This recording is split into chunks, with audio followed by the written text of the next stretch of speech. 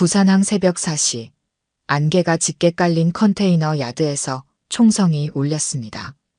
칠성파 부두목 강만석이 가슴팍을 움켜쥐며 비틀거렸어요.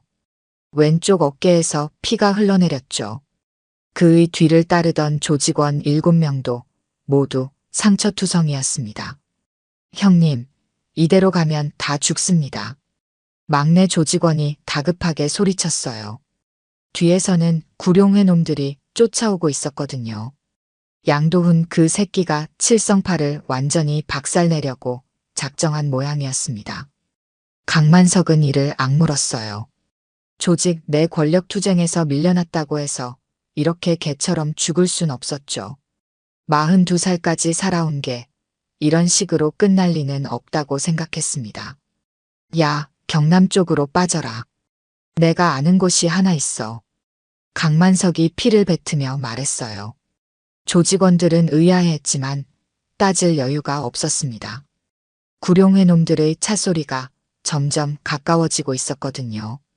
한편 그때 경상남도 어느 산중 깊숙한 곳에 자리한 작은 사찰에서는 새벽 예불이 시작되고 있었습니다. 대웅전 안 부처님 앞에서 한 비구니가 무릎을 꿇고 앉아 있었어요. 윤소희였습니다. 42살 12년째 이 절에서 묵언수행을 하고 있는 여자였죠. 소희는 연꽃등을 정성스럽게 닦고 있었어요. 손놀림이 매우 섬세했습니다.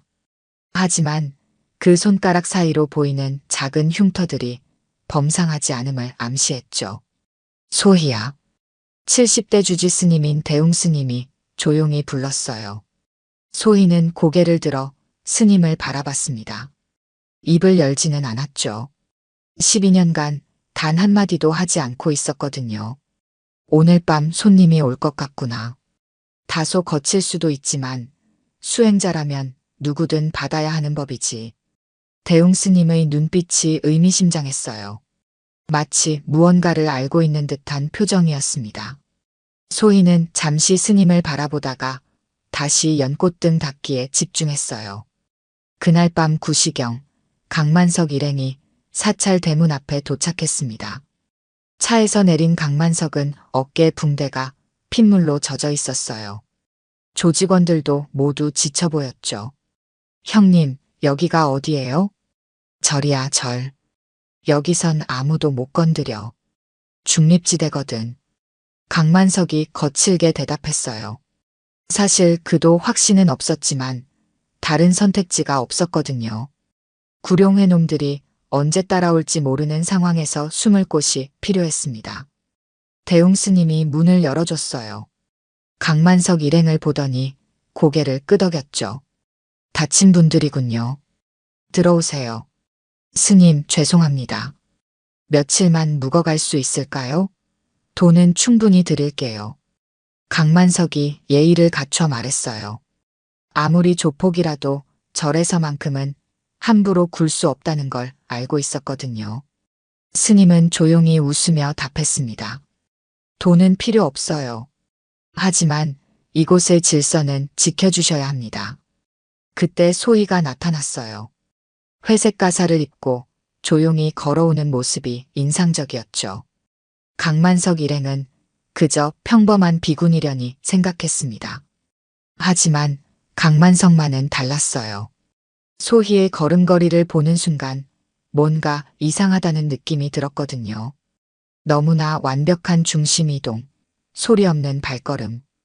이건 평범한 사람의 움직임이 아니었습니다. 소희는 강만석 일행을 한번 훑어보고는 별다른 표정 변화 없이 대웅전 쪽으로 향했어요. 여전히 한마디 말도 하지 않았죠. 저분은 누구세요? 강만석이 궁금해서 물었어요. 소희 보살입니다. 12년째 묵언수행 중이에요. 대웅 스님이 담담하게 답했죠. 강만석은 고개를 끄덕였지만 마음 한구석에선 계속 뭔가 걸렸습니다. 저 여자 뭔가 다르다는 생각이 떠나지 않았어요. 밤이 깊어가면서 사찰은 고요해졌습니다. 하지만 이 평화가 얼마나 갈지는 아무도 몰랐죠. 이튿날 아침 강만석 일행은 사찰 생활에 적응하려 애썼습니다. 하지만 조직원들은 달랐어요.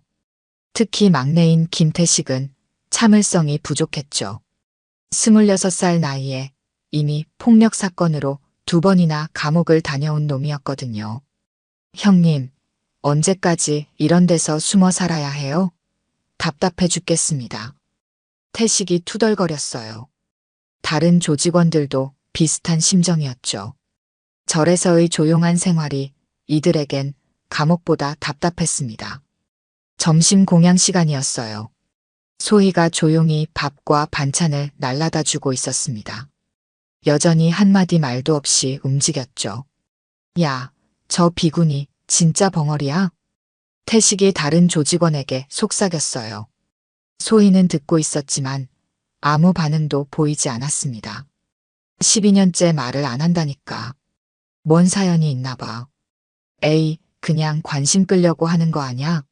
여자들이 그런 거 좋아하잖아. 조직원들이 키득거렸어요.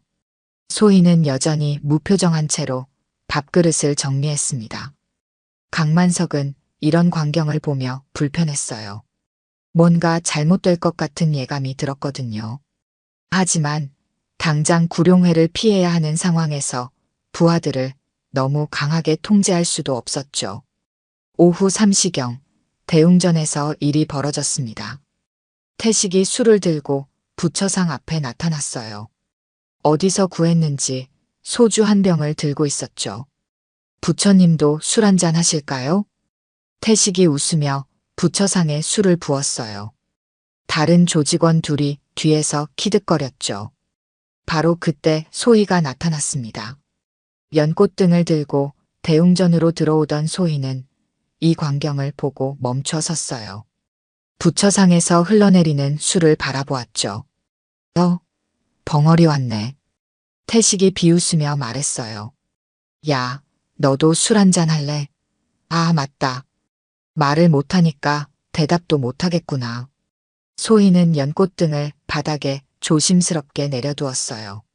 그리고 천천히 부처상에 다가갔습니다. 뭐 하게? 신경 쓰지 말고 가라고. 태식이 소희를 밀쳤어요. 하지만 소희는 꿈쩍도 하지 않았죠. 마치 바위처럼 단단했습니다. 이상했어요. 분명히 힘을 줘서 밀쳤는데 전혀 밀리지 않았거든요. 소희는 조용히 걸레를 꺼냈습니다. 부처상에 묻은 술을 닦기 시작했어요. 움직임이 매우 차분했죠.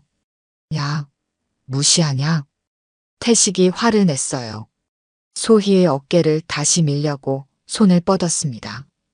그 순간이었어요. 소희가 고개를 돌려 태식을 바라봤습니다. 12년 만에 처음으로 누군가와 눈을 마주친 거였죠. 태식은 그 눈빛을 보고 순간 얼어붙었어요.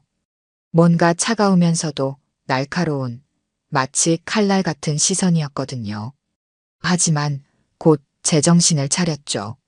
뭘 봐? 무서워서 그런 눈으로 쳐다보는 거야? 태식이 다시 큰 소리 쳤어요. 소희는 아무 말 없이 다시 부처상 닦기에 집중했습니다. 그때 대웅 스님이 나타났어요. 무슨 일입니까? 스님의 목소리는 평소와 달리 단호했어요. 아, 스님. 그냥 부처님께 인사드리는 거였습니다. 태식이 어색하게 웃었어요. 대웅 스님은 바닥에 떨어진 술병을 보고는 한숨을 쉬었습니다. 이곳은 신성한 공간입니다. 선을 넘지 마세요. 네, 알겠습니다. 죄송해요. 태식이 대충 사과했지만 진심은 아니었어요. 오히려 속으로는 화가 났죠. 고작 중 한 명에게 혼나다니 자존심이 상했거든요. 저녁이 되었어요. 강만석은 부하들을 불러 모았습니다. 야들아, 여기서 문제 일으키지 마라. 우리가 지금 처지가 어떤지 알잖아. 형님, 저 벙어리가 먼저 시비 걸었습니다. 태식이 변명했어요. 시비? 걸레질하는 게 시비야? 너 정신 차려. 강만석이 꾸짖었지만 마음 한편으론 이해가 됐어요. 조직원들도 스트레스가 많이 쌓여 있을 테니까요. 하지만 뭔가 불안했습니다. 특히 그 비군이 소희가 신경 쓰였어요. 오늘 태식을 바라보던 그 눈빛이 계속 머릿속에 맴돌았거든요. 밤 10시 소희는 홀로 대웅전에 앉아 있었어요. 연꽃등 하나만 켜둔 채 부처님 앞에서 참선을 하고 있었죠. 하지만 마음이 평온하지는 않았습니다. 12년간 쌓아온 평정심이 조금씩 흔들리고 있었어요. 오늘 부처상에 술을 부은 그 순간 오래전 기억들이 되살아났거든요. 소희는 자신의 가슴을 만졌습니다. 가사 아래 숨겨진 문신이 있는 곳이었죠. 호랑이와 난초 문신. 백호칠기의 상징이었어요. 참아야 해. 이미 끝난 일이야. 소희가 속으로 중얼거렸습니다. 하지만 목소리는 내지 않았어요. 12년간 지켜온 침묵을 깨트릴 순 없었거든요. 바로 그때였습니다. 조직원들의 웃음소리가 들려왔어요. 복도 저편에서 술자리를 벌이고 있는 모양이었죠. 야, 내일은 저 벙어리한 장난 좀 쳐볼까? 태식의 목소리였어요. 뭔 장난? 그냥 좀 놀래켜주는 거지. 답답하잖아. 맨날 조용하기만 하고. 형님이 뭐라고 하시면 어떡해? 모르게 하면 되지. 키득거리는 웃음소리가 계속 들렸어요. 소희의 손이 천천히 주먹을 쥐었습니다. 12년 만에 처음으로 분노라는 감정이 올라오고 있었어요. 하지만 곧 손을 폈습니다. 아직은 참을 수 있었거든요. 하지만 언제까지 참을 수 있을지는 확신할 수 없었어요. 사흘째 되는 날 아침, 사찰의 평화는 완전히 깨졌습니다. 강만석 일행은 이제 사찰을 자신들의 은신처로 여기기 시작했어요. 예의라고는 찾아볼 수 없었죠. 특히 태식과 그의 동료 2명은 갈수록 도를 넘고 있었습니다. 아침 공양 시간, 이들은 큰 소리로 떠들며 밥을 먹었어요. 원래 사찰에서는 조용히 식사하는 것이 예의인데 전혀 신경 쓰지 않았죠. 심지어 밥그릇을 바닥에 내려놓으며 큰 소리를 냈습니다. 소희가 빈 그릇을 거두러 왔을 때였어요. 태식이 일부러 젓가락을 바닥에 떨어뜨렸습니다. 소희가 몸을 숙여 주우려는 순간 태식이 발로 젓가락을 더 멀리 밀어버렸어요. 소희는 아무 말 없이 다시 젓가락을 주우러 갔습니다. 하지만 태식은 또 발로 밀어버렸죠. 이런 일이 3번 반복되었어요. 다른 조직원들이 키득거리며 웃었습니다. 마치 동물원에서 동물을 구경하는 것처럼 소희를 바라봤죠. 소희는 결국 젓가락을 주워들었어요. 하지만 그 순간 손이 미세하게 떨리고 있었습니다. 분노가 아니라 억제하려는 노력 때문이었죠. 점심 무렵 상황은 더욱 악화되었습니다. 태식 일행이 사찰 내 식량 보관소를 뒤지기 시작했어요. 배가 고프다는 핑계였지만 실제로는 권력을 과시하려는 의도였죠. 대웅 스님이 나서서 말렸지만 소용없었어요. 태식이 스님을 밀쳐냈거든요. 70대 노인을 함부로 대한 것이죠. 스님은 뒤로 휘청거렸지만 아무 말하지 않았습니다. 그 모습을 지켜보던 소희의 눈빛이 차가워졌어요. 하지만 여전히 입을 열지는 않았죠. 오후 이 시경 결정적인 사건이 벌어졌습니다. 소희가 빨래를 하고 있을 때였어요. 사찰 뒤편 개울가에서 조용히 가사를 빨고 있었죠. 12년간 해온 일상적인 일이었습니다. 태식이 나타났어요. 혼자가 아니었죠. 동료 1명과 함께였습니다. 태식은 소희 앞에 다가와 앉았어요. 소희는 빨래를 계속했지만 긴장하고 있었습니다. 태식이 갑자기 소희의 가사끈을 잡아당겼어요. 끈이 풀어지면서 소희의 어깨가 드러날 뻔했습니다. 소희는 재빠르게 가사를 여미며 일어섰어요. 태식이 웃으며 말했습니다. 뭐 그리 놀래? 그냥 장난인데. 소희는 한 걸음 뒤로 물러섰어요. 하지만 태식은 계속 다가왔죠. 12년 동안 말 한마디 안 했다며? 정말 신기하네. 혹시 벙어리가 아니라 그냥 까탈스러운 거 아냐? 태식의 동료가 핸드폰을 꺼냈습니다. 동영상을 찍기 시작했어요. 야, 이거 인터넷에 올리면 재미있겠다. 말 안 하는 비구니. 그 순간 소희가 핸드폰을 향해 손을 뻗었습니다. 하지만 태식이 소희의 손목을 잡았어요. 생각보다 힘이 센 것에 놀랐지만 놓지 않았죠. 소희는 태식을 똑바로 바라봤습니다.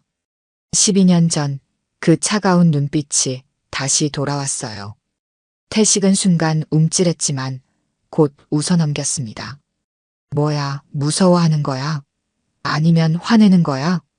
소희가 입술을 열었습니다. 12년 만에 처음으로 말을 하려는 듯 했어요. 하지만 결국 아무 소리도 내지 않았습니다. 다시 입을 다물었죠. 태식이 실망한 표정을 지었어요. 에이, 재미없어. 진짜 벙어리네. 그때 강만석이 나타났습니다. 개울가에서 벌어지는 상황을 보고 얼굴이 굳어졌어요. 특히 소희의 표정을 보고는 뭔가 잘못되었다는 걸 직감했죠. 야, 뭐 하는 거야? 강만석이 낮은 목소리로 물었어요. 아, 형님. 그냥 대화 좀 해보려고 했는데 말을 안 해요. 태식이 어색하게 웃었습니다. 강만석은 소희를 자세히 바라봤어요. 소희는 여전히 아무 말 하지 않았지만 그 침묵 속에 뭔가 위험한 것이 숨어 있다는 걸 느꼈습니다. 그만하고 들어가라. 형님, 아직 들어가라고 했어. 강만석의 목소리에 힘이 들어갔어요. 태식은 불만스러워했지만 어쩔 수 없이 물러났죠. 소희는 가사를 다시 단정하게 여미고 빨래를 마저 했어요. 하지만 손이 계속 떨리고 있었습니다. 그날 저녁 강만석은 혼자 사찰 마당을 거닐고 있었어요. 뭔가 불안했거든요. 소희라는 비구니에게서 느껴지는 이상한 기운 때문이었죠. 걸음걸이, 눈빛, 그리고 오늘 태식의 손목을 뿌리칠 때의 그 힘. 모든 것이 평범한 비구니와는 달랐어요. 강만석은 자신의 가슴 쪽을 만졌습니다. 거기에도 문신이 있었거든요. 용 문신이었죠. 조직원임을 나타내는 표시였습니다. 문득 소희의 목 언저리에서 본 것이 생각났어요. 가사에 가려져 잘 보이지 않았지만 뭔가 있었던 것 같았거든요. 설마. 강만석이 중얼거렸습니다. 하지만 곧 고개를 저었어요. 비구니가 문신을 했을 리는 없다고 생각했거든요. 하지만 불안감은 계속되었습니다. 마치 폭풍 전의 고요함 같았어요. 소희는 그날 밤 더 늦게까지 참선했습니다. 마음의 평정을 되찾으려 애썼지만 쉽지 않았어요. 12년간 묻어둔 기억들이 자꾸 떠올랐거든요. 북파공작원 시절의 기억들 말이에요. 소희는 자신의 가슴을 만졌습니다. 호랑이와 난초 문신이 있는 곳이었죠. 백호칠기. 그때 함께했던 전우들의 얼굴이 떠올랐어요. 모두 죽었죠. 소희만 살아남았습니다. 그 죄책감 때문에 12년간 말을 하지 않았던 거예요. 침묵으로 속죄하려 했던 거죠. 하지만 지금 그 침묵이 흔들리고 있었습니다. 오늘 태식이 자신을 건드렸을 때 순간적으로 옛날의 본능이 깨어났거든요. 소희는 깊게 숨을 내쉬었어요. 아직은 참을 수 있었습니다. 하지만 한계가 있다는 것도 알고 있었죠. 밤은 깊어갔지만 아무도 잠들지 못했어요. 모두 내일이 두려웠거든요. 나흘째 되는 날 오후 3시 사찰의 평화는 완전히 산산조각 났습니다. 양도훈이 이끄는 구룡회 조직원 15명이 사찰 앞에 나타났어요.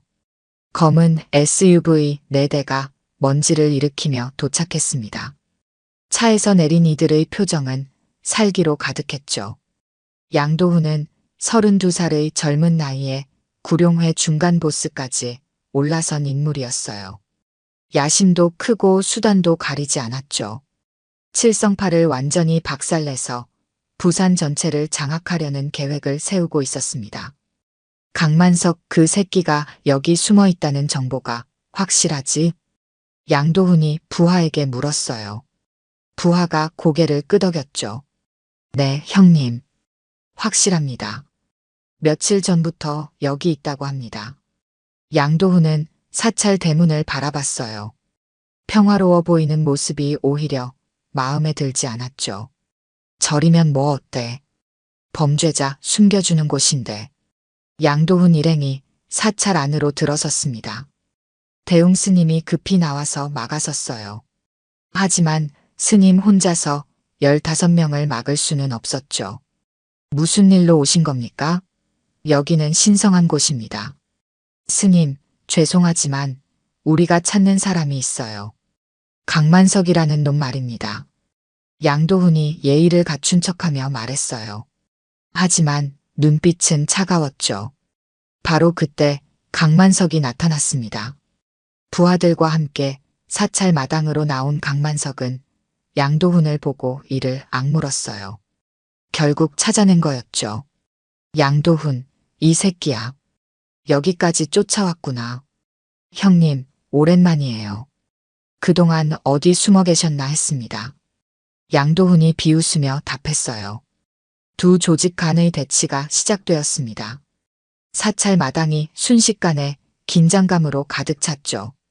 강만석 쪽은 8명, 양도훈 쪽은 15명이었어요. 수적으로 압도적으로 불리했습니다. 소희는 이때 대웅전에서 나왔어요. 조용히 마당 한편에 서서 상황을 지켜봤습니다. 표정은 여전히 무덤덤했지만 눈빛에는 뭔가 다른 게 있었어요. 스님, 죄송합니다. 이런 일로 절에 피해를 끼치게 되어서. 강만석이 대웅 스님에게 사과했어요. 진심이었죠. 하지만 양도훈은 달랐습니다. 피해? 아직 시작도 안 했는데 벌써 피해라고 하세요? 양도훈이 손짓을 했어요. 부하들이 곧바로 움직였죠. 싸움이 터졌습니다. 사찰 마당에서 두 조직 간의 난투가 벌어졌어요. 주먹과 발길질, 그리고 몽둥이까지 동원된 격렬한 싸움이었죠. 대웅 스님은 어쩔 줄 몰라 했어요. 신성한 사찰에서 이런 일이 벌어지다니 상상도 못했거든요. 소희는 여전히 한편에 서서 지켜보고 있었어요. 움직이지 않았지만 온몸의 근육이 긴장하고 있었습니다. 싸움은 점점 격해졌어요. 양도훈 쪽이 수적 우세로 칠성파 조직원들을 하나씩 제압해 갔습니다. 강만석도 어깨 부상 때문에 제대로 싸울 수 없었죠. 그때였습니다. 구룡회 조직원 중 하나가 넘어지면서 대웅전 계단에 부딪혔어요. 그 충격으로 부처상이 흔들렸죠. 하지만 더 큰 문제가 생겼습니다. 양도훈의 부하 중 한 명이 화가 나서 주변에 있던 돌을 집어들었어요. 그리고 그 돌을 부처상을 향해 던졌습니다. 돌이 부처상의 얼굴을 스쳤어요. 그 순간 소희가 움직였습니다. 12년간 지켜온 고요함이 깨졌어요.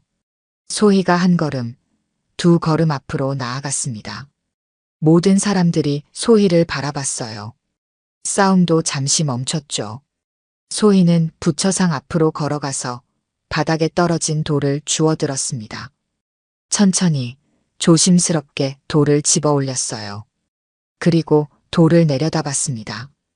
양도훈의 부하가 비웃으며 말했어요. 야, 거기 비구니. 뭐 하는 거야? 무서워서 떨고 있어? 소희가 고개를 들었어요. 그리고 처음으로 12년 만에 처음으로 입을 열었습니다. 이 절은 모든 사람이 숨을 죽였어요.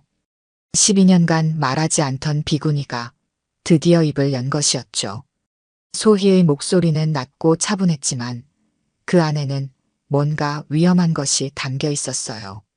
이 절은 전우들이 죽어서 지킨 곳이다. 완전한 침묵이 흘렀습니다. 강만석이 소희를 바라보며 눈을 크게 떴어요. 뭔가 알 것 같다는 표정이었죠. 양도훈은 어리둥절했습니다. 갑자기 비구니가 뭔 소리를 하는 건지 이해할 수 없었거든요. 전우, 뭔 개소리야? 양도훈의 부하가 웃으며 말했어요. 소희가 그 부하를 똑바로 바라봤습니다. 12년 전 그 차가운 눈빛이 완전히 되살아났어요. 마치 사냥감을 노리는 포식자의 눈빛이었죠. 너희들은 모르겠지만 소희가 천천히 가사의 깃을 풀었습니다. 이 나라를 지키기 위해 죽어간 사람들이 있다. 가사가 조금씩 벗겨지면서 소희의 가슴팍이 드러났어요. 그곳에는 호랑이와 난초가 새겨진 정교한 문신이 있었습니다. 강만석이 그 문신을 보고 얼굴이 새하얘졌어요. 백호. 강만석이 떨리는 목소리로 중얼거렸습니다. 소희가 문신을 완전히 드러내며 말했어요. 백호 7기 윤소희다. 그 순간 사찰 마당의 공기가 완전히 바뀌었습니다. 12년간 잠들어 있던 전설이 깨어난 것이었죠. 백호 7기라는 말에 강만석의 얼굴이 완전히 굳어졌습니다. 그는 어린 시절부터 조직 생활을 해왔고 그 과정에서 수많은 전설들을 들어왔어요. 그 중에서도 백호 부대는 특별했죠. 국정원 산하 최정예 북파 공작부대였거든요. 백호 7기는 그 중에서도 전설 중의 전설이었습니다. 25년 전 북한 핵시설 정보 수집 작전에 투입된 8명의 공작원들이었어요. 하지만 작전 중 발각되어 7명이 죽고 1명만 살아 돌아왔죠. 그 1명이 바로 윤소희였습니다. 강만석은 무릎이 후들거렸어요. 자신이 지금까지 평범한 비군이라고 여겨왔던 여자가 그 윤소희였다니요. 양도훈은 상황을 이해하지 못했습니다. 백호? 그게 뭔데? 호랑이 문신 새겼다고 대단한 거야? 양도훈의 무지함이 오히려 위험했어요. 진짜 위험한 상대가 누구인지 모르고 있었거든요. 소희는 가사를 완전히 벗어 한쪽에 놓았습니다. 이제 평범한 회색 속옷만 입고 있었어요. 가슴과 등에 새겨진 호랑이와 난초 문신이 완전히 드러났죠. 그 문신은 단순한 장식이 아니었습니다.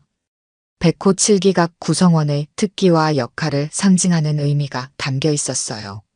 소희의 호랑이는 근접 전투 전문가를 뜻했고 난초는 침투와 은밀 작전 능력을 나타냈습니다. 마지막 경고다. 소희가 조용히 말했어요. 목소리는 여전히 낮았지만 그 안에는 12년간 억눌러왔던 모든 것이 담겨 있었죠. 이곳에서 나가라. 지금 당장. 양도훈이 웃음을 터뜨렸어요. 야, 이 미친년이 뭔 소리야? 비군이 주제에 우리한테 명령해. 그가 부하들에게 손짓했습니다. 저 여자부터 정리하고 강만석을 데려가자. 4명의 조직원이 소희를 향해 달려들었어요. 그 순간 시간이 느려진 것 같았습니다. 소희가 몸을 낮추며 회전했어요. 12년간 봉인되어 있던 몸의 기억이 되살아났죠. 근육 하나하나가 예전의 감각을 떠올렸습니다. 첫 번째 조직원이 소희의 어깨를 잡으려 했어요. 소희는 그의 손목을 잡고 비틀었습니다. 뼈가 부러지는 소리가 났죠. 조직원이 비명을 지르며 바닥에 넘어졌어요. 두 번째 조직원이 주먹을 날렸습니다. 소희는 몸을 살짝 틀어 주먹을 피하고 동시에 손날로 그의 목을 쳤어요. 조직원이 의식을 잃고 쓰러졌습니다. 세 번째와 네 번째 조직원이 동시에 달려들었어요.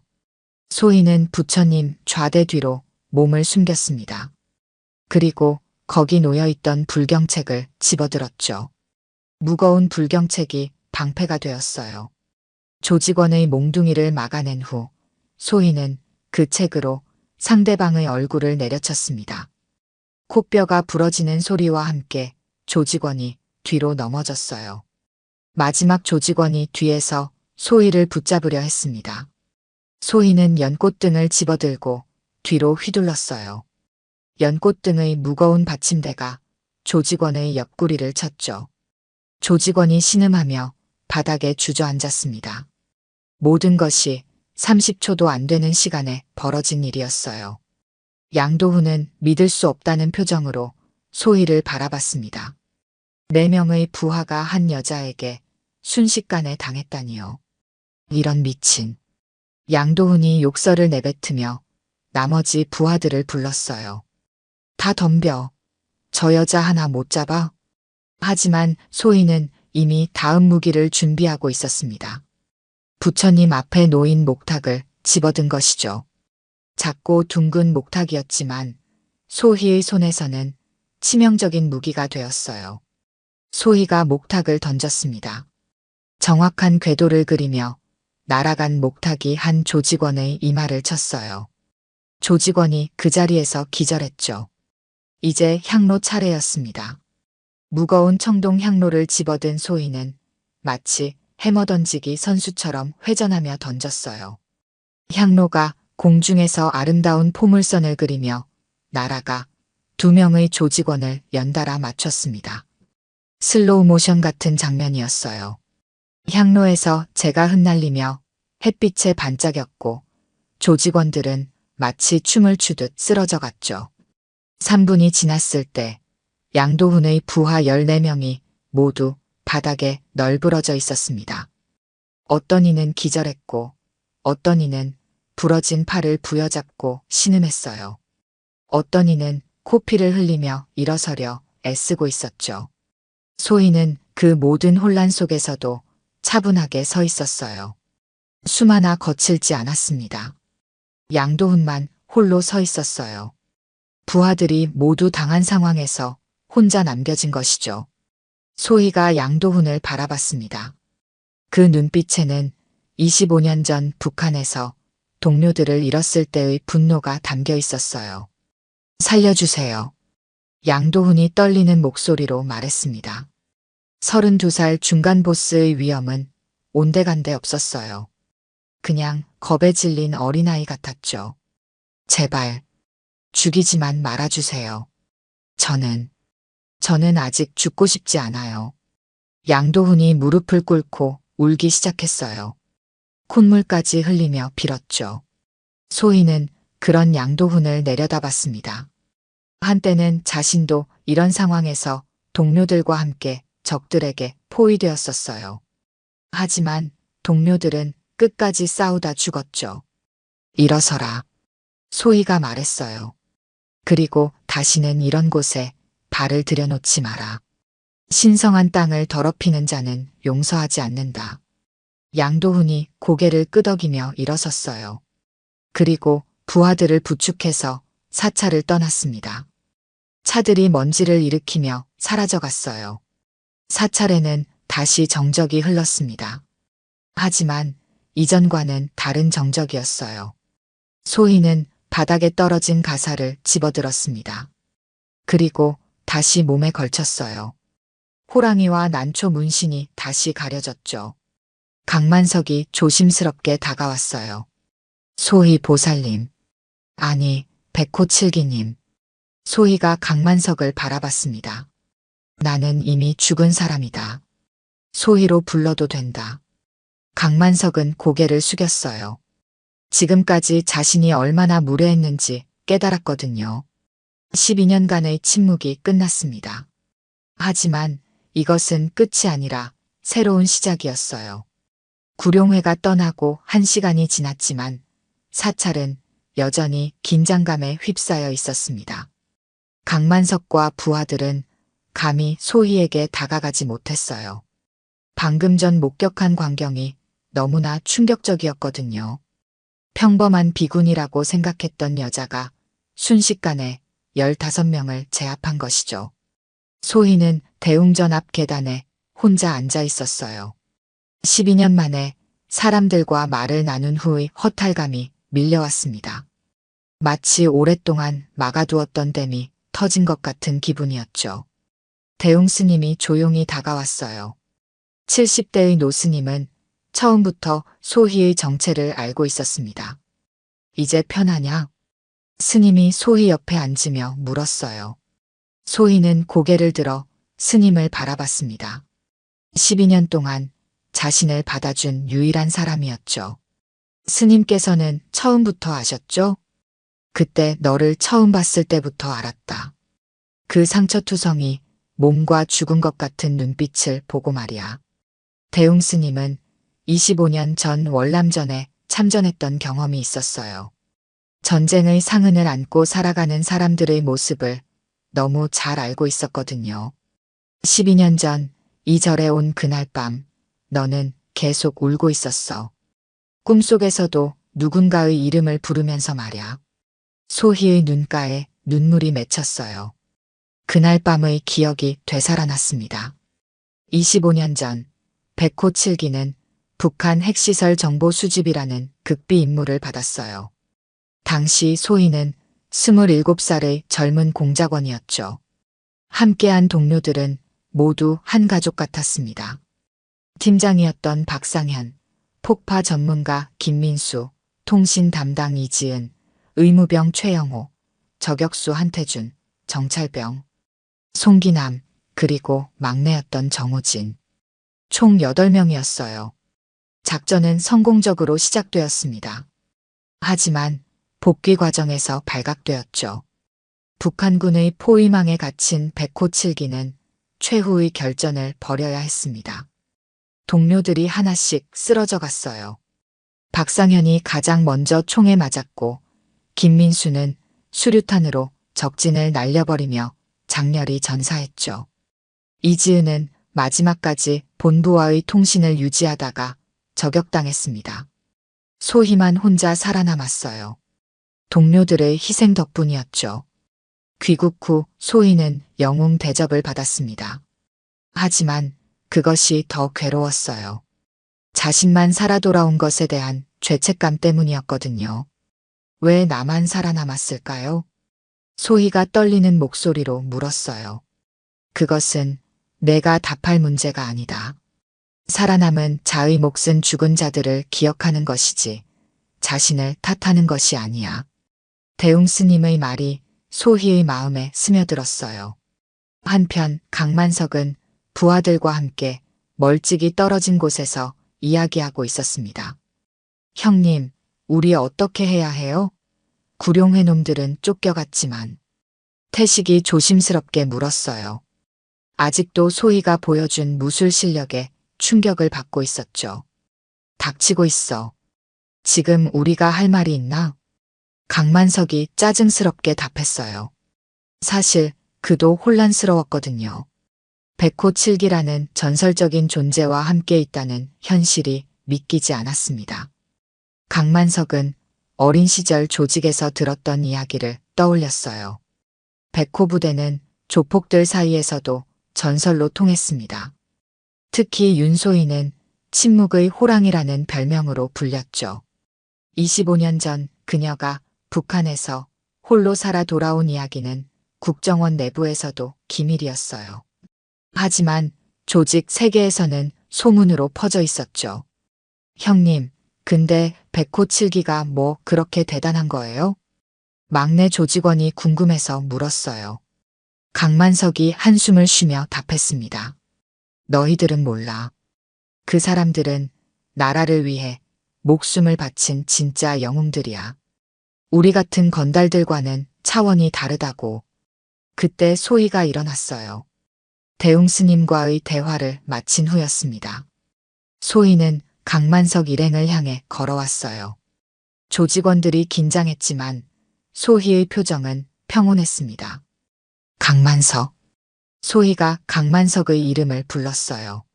네, 말씀하세요. 강만석이 정중하게 답했습니다. 평생 이런 식으로 누군가에게 존댓말을 해본 적이 없었는데도 자연스럽게 나왔어요. 너희들도 떠나야 한다. 소희의 말에 강만석이 당황했어요. 그런데 구룡회 놈들이 아직. 그것은 내가 해결할 문제다. 이곳은 더 이상 너희의 은신처가 될 수 없어. 소희의 목소리는 단호했어요. 12년간 이 절의 평화를 지켜왔는데 오늘 그것이 깨졌다. 이제 원래대로 돌아가야 해. 강만석은 고개를 끄덕였어요. 소희의 말이 옳다는 걸 알고 있었거든요. 알겠습니다. 내일 아침에 떠나겠어요. 고맙다. 소희가 작게 답했어요. 그날 밤 소희는 다시 대웅전에서 참선했습니다. 하지만 이번에는 다른 마음가짐이었어요. 12년간 짊어지고 있던 죄책감의 무게가 조금 가벼워진 것 같았습니다. 완전히 사라진 것은 아니지만 적어도 혼자가 아니라는 걸 깨달았어요. 동료들의 죽음을 헛되게 만들지 않기 위해서라도 살아야 한다는 생각이 들었습니다. 새벽이 밝아오고 있었어요. 긴 밤이 지나고 새로운 하루가 시작되려 하고 있었죠. 소희는 연꽃등을 다시 닫기 시작했어요. 하지만 이제는 예전과 다른 의미였습니다. 단순한 속죄가 아니라 기억하기 위한 의식이었거든요. 이튿날 아침 7시 강만석 일행이 짐을 싸고 있을 때 예상치 못한 손님이 찾아왔습니다. 국정원 소속 차량 3대가 사찰 앞에 도착했어요. 차에서 내린 사람은 정장을 입은 중년 남성이었죠. 김재호 국정원 2차장, 25년 전 백호 작전의 담당관이었습니다. 대웅 스님은 언젠가 이런 날이 올 줄 알고 있었다는 듯 조용히 고개를 끄덕였어요. 소희가 대웅전에서 나왔습니다.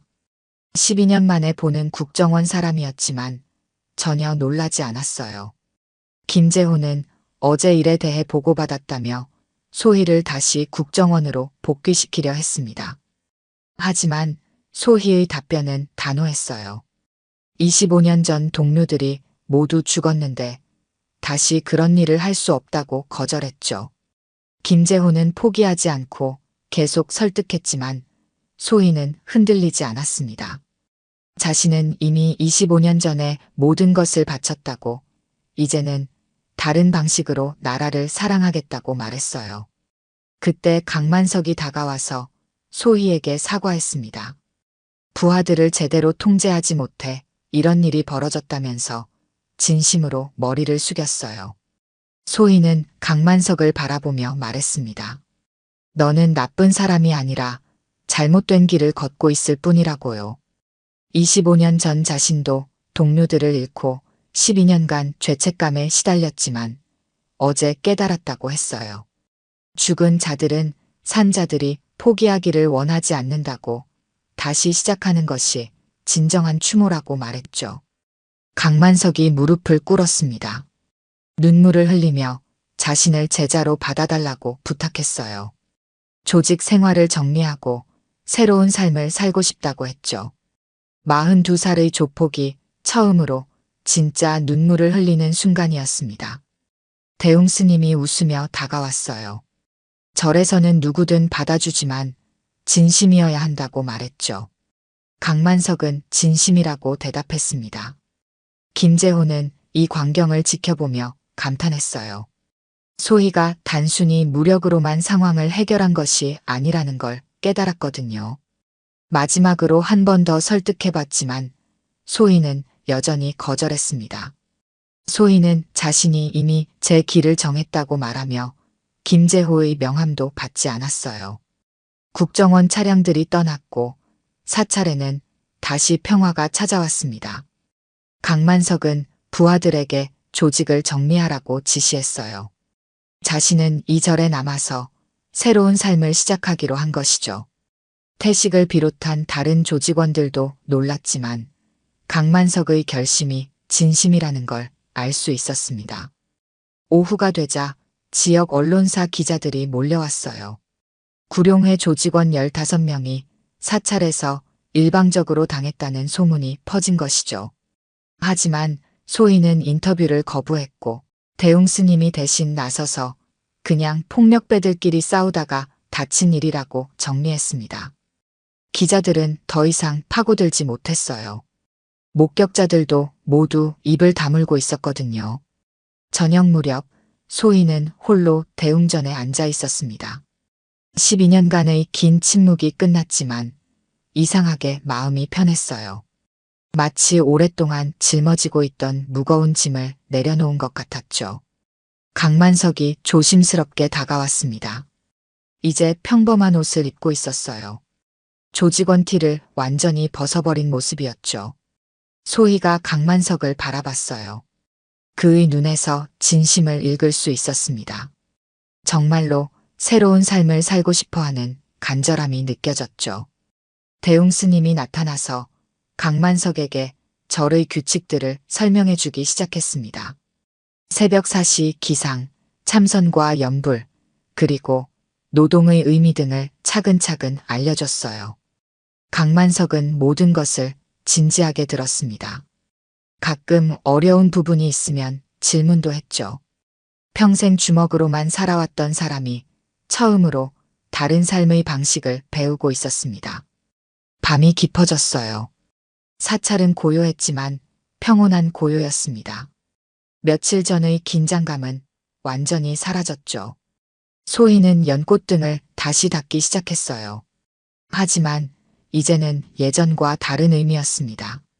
단순한 속죄가 아니라 새로운 시작을 위한 의식이었거든요. 25년 전 죽어간 동료들의 얼굴이 떠올랐어요. 하지만 이제는 슬픔보다는 감사함이 더 컸습니다. 그들의 희생이 헛되지 않았다는 걸 증명할 수 있게 되었거든요. 강만석도 옆에서 걸레를 들고 청소를 도왔어요. 서툴렀지만 정성스러웠죠. 조폭의 거친 손이 부처님 좌대를 조심스럽게 닦고 있는 모습이 인상적이었습니다. 새벽이 밝아오고 있었어요. 구룡회도 쫓겨갔고 국정원도 포기했고 언론도 관심을 잃었습니다. 이제 정말로 평화가 찾아온 것 같았어요. 소희는 창밖을 바라봤습니다. 산 너머로 해가 떠오르고 있었죠. 12년 만에 보는 가장 아름다운 일출이었습니다. 침묵의 시간이 끝나고 새로운 이야기가 시작되는 순간이었어요. 그로부터 일주일이 지났습니다. 사찰은 예전보다 더 평화로워 보였어요. 구룡회 사건 이후 아무도 이곳을 건드리려 하지 않았거든요. 소문이 퍼진 탓이었죠. 어떤 무서운 비구니가 있다는 이야기가 말입니다. 하지만 정작 그 주인공인 소희는 달라 보이지 않았어요. 여전히 새벽 4시에 일어나서 참선하고 청소하고 공양을 준비했습니다. 다만 한 가지 변화가 있었다면 더 이상 완전한 침묵은 아니라는 것이었죠. 필요할 때는 말을 했어요. 대웅 스님과 대화도 나누고 강만석에게 절의 생활에 대해 설명해 주기도 했습니다. 하지만 여전히 말수는 적었어요. 12년간의 습관이 하루아침에 바뀔 수는 없었거든요. 강만석은 놀라울 정도로 절 생활에 적응하고 있었습니다. 처음 며칠은 새벽 기상이 힘들었어요. 평생 밤늦게 술 마시고 늦잠 자는 생활을 해왔으니까요. 하지만 포기하지 않았죠. 알람 시계를 3개나 맞춰놓고 억지로라도 일어났습니다. 참선 시간에는 다리가 저려서 고생했어요. 42살의 몸이 가부좌를 하고 앉아있기엔 너무 경직되어 있었거든요. 그래도 꾹 참고 견뎠습니다. 가장 힘든 건 마음의 변화였어요. 25년간 주먹과 위협으로 문제를 해결해 왔는데 이제는 참고 인내해야 했거든요. 처음에는 답답해서 미칠 것 같았죠. 하지만 소희가 도움이 되었습니다. 어느 날 강만석이 절 마당에서 혼자 주먹을 쥐고 있을 때였어요. 예전 조직 생활이 그리워서 괴로워하고 있었거든요. 소희가 다가와서 옆에 앉았습니다. 소희는 강만석에게 자신의 이야기를 들려줬어요. 25년 전 동료들을 잃고 얼마나 괴로워했는지, 12년간 어떻게 그 고통을 견뎌냈는지 말해줬죠. 고통을 피하려고 하면 더 커지지만 받아들이고 견디면 언젠가는 지나간다는 이야기였어요. 강만석은 그 말을 듣고 많은 걸 깨달았습니다. 한 달이 지나자 강만석에게도 변화가 보였어요. 거칠었던 말투가 부드러워졌고 성급했던 성격도 차분해졌습니다. 무엇보다 눈빛이 달라졌어요. 예전의 사나운 기운이 사라지고 평온함이 자리 잡았죠. 대웅 스님은 이런 변화를 지켜보며 흐뭇해했습니다. 수십 년간 저를 지켜오면서 이렇게 극적인 변화를 보인 사람은 처음이었거든요. 어느 날 오후 예상치 못한 방문객이 찾아왔습니다. 태식이었어요. 강만석의 옛 부하였죠. 한 달 전 조직을 정리한 후 처음 보는 얼굴이었습니다. 태식은 많이 야위어 보였어요. 강만석 없이 홀로 살아가는 게 쉽지 않았던 모양이었죠. 하지만 예전처럼 건방지지는 않았습니다. 오히려 조심스러워 보였어요. 강만석은 태식을 보고 반가워했지만 동시에 걱정되기도 했어요. 옛 생활의 유혹이 될 수 있었거든요. 하지만 태식이 온 이유는 달랐습니다. 강만석에게 사과하러 온 것이었어요. 예전에 형님 말을 안 듣고 소희를 괴롭혔던 일 때문이었죠. 태식은 그날의 일을 후회하고 있었습니다. 만약 자신이 그런 짓을 하지 않았다면 이런 일들이 벌어지지 않았을 거라고 생각했거든요. 강만석은 태식을 위로해줬어요. 모든 일에는 이유가 있다고, 오히려 그 일 덕분에 자신이 새로운 삶을 찾을 수 있었다고 말했죠. 태식은 강만석의 변화를 보고 놀랐습니다. 완전히 다른 사람이 된 것 같았거든요. 예전의 거친 기운은 온데간데없고 마치 정말 스님 같아 보였어요. 소희도 태식을 만났습니다. 한 달 전 자신을 괴롭혔던 그 젊은이였죠. 하지만 원망하지 않았어요. 오히려 그가 후회하고 있다는 걸 알 수 있었거든요. 태식은 소희를 보자 몸을 떨었어요. 한 달 전 그 무서운 모습이 떠올랐거든요. 하지만 소희는 평온한 표정으로 그를 바라봤습니다. 소희가 태식에게 차를 내어줬어요. 따뜻한 보리차 한 잔이었죠. 태식은 그 차를 받아들고 울음을 터뜨렸습니다. 자신 같은 사람에게도 이렇게 대해주다니 믿을 수 없었거든요. 태식은 그날 밤 절에서 머물다 갔습니다. 강만석과 오랜 이야기를 나눴어요. 조직을 정리한 후 어떻게 살고 있는지, 앞으로 뭘 할 건지에 대한 이야기였죠. 다음 날 아침, 태식이 떠나기 전에 소희에게 찾아왔습니다. 정식으로 사과하고 싶다고 했어요. 소희는 태식의 사과를 받아줬습니다. 그리고 한 가지 당부를 했죠. 이제는 다른 사람을 괴롭히지 말라고, 자신이 받은 아픔을 다른 사람에게 주지 말라고 했어요. 태식은 고개를 끄덕이며 약속했습니다. 그리고 언젠가 자신도 강만석처럼 새로운 삶을 살고 싶다고 말했어요. 2달이 더 지났습니다. 절에는 완전한 평화가 자리 잡았어요. 강만석은 이제 정식으로 절의 일원이 되었습니다. 머리도 깎고 회색 옷도 입었죠. 아직 정식 스님은 아니었지만 누가 봐도 수행자 같았어요. 소희는 어느새 예전보다 많이 웃게 되었습니다. 12년 만에 처음으로 진짜 웃음을 되찾은 것이었죠. 강만석의 변화를 지켜보는 것이 즐거웠거든요. 대웅 스님은 이 모든 변화를 흐뭇하게 바라봤어요. 소희와 강만석, 2사람 모두 자신만의 길을 찾아가고 있었거든요. 어느 날 저녁, 소희가 홀로 대웅전에 앉아 있었습니다. 연꽃등을 닦으면서 생각에 잠겨 있었어요. 지난 석 달간의 일들을 되돌아보고 있었죠. 25년 전 동료들의 죽음으로 시작된 긴 침묵의 시간이 있었어요. 12년간 말을 하지 않으며 속죄하려 했던 시간들 말이죠. 그리고 한 달 전 그 침묵이 깨졌습니다. 신성한 곳을 더럽히는 자들을 용서할 수 없어서였죠. 하지만 이제는 다른 종류의 침묵이 시작된 것 같았어요. 속죄를 위한 침묵이 아니라 평화를 위한 침묵이었죠. 소희는 가슴의 호랑이 문신을 만졌습니다. 예전처럼 아프지 않았어요. 오히려 따뜻했죠. 동료들이 자신을 용서해 준 것 같았거든요. 강만석이 조용히 다가와서 옆에 앉았습니다. 이제는 허락 없이도 그럴 수 있을 만큼 가까워졌어요. 두 사람은 아무 말 없이 앉아 있었습니다. 하지만 편안한 침묵이었어요. 서로를 이해하고 받아들이는 침묵이었죠. 창밖으로 달빛이 스며들었습니다. 사찰은 고요했고 그 고요함 속에서 두 사람의 마음도 평온해졌어요. 소희는 생각했습니다. 이제 정말로 새로운 시작이구나. 12년간의 긴 겨울이 끝나고 드디어 봄이 온 것 같았어요. 내일도 새벽 4시에 일어나서 참선하고 청소하고 공양을 준비할 것입니다.